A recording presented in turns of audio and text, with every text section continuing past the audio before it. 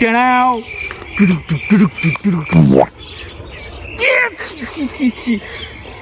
সস্তা বয়ে কোন শালা হয়ে গেছে বে, একদম ল্যাটটা কুকুরে হয়ে গেছে।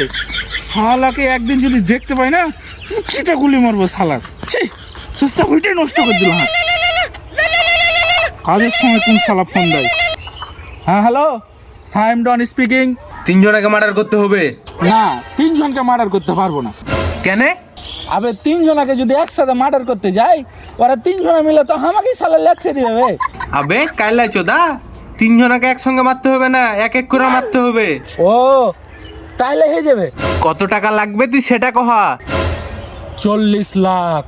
বাপরে 40 লাখ? তুই ওর আগে বাড়ি থেকে কিনে এনে মার্ডার করবি নাকি? আবে এত খাতারনাক কাজে টাকা তো একটু বেশি লাগবে। হ্যাঁ বে, যদি ওর আগে 40 লাখ টাকা দিয়ে ওরা নিজেরা বিষ খেয়ে মরেই যাবে। আচ্ছা ঠিক আছে ঠিক আছে, ব্যাপারটা আগে বুঝি। যার আগে তুমি মারতে চাইছো ওরা তোমার সম্পর্কে কে হয়? বন্ধু। না না, বন্ধুদেরকে মারতে পারবো না ভাই।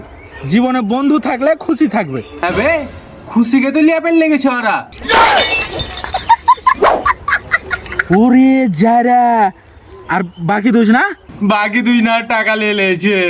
হ্যাঁ খ্যাপা কোন ঠেকায়, বন্ধুরাই তো বন্ধুদের কাছ থেকে টাকা ধার লাই। আবে কাড়ে লিয়েছে। ও তোর কাছে আর কি করে লিয়েছে মনে হয়। বালের কথা কইছে, একজনা গলা টিপা ধরেছে আর একজনা পুটকিতে লাত মেরে প্যান্ট সহ লিয়া পেল লেগেছে।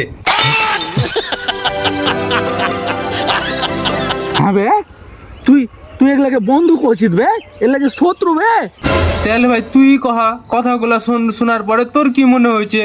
তোর কথাবার্তা শুনে যা বুঝতে পারনো, এই খুশি মেয়েটা আসলে খুব বড় ছিনার আছে। আমি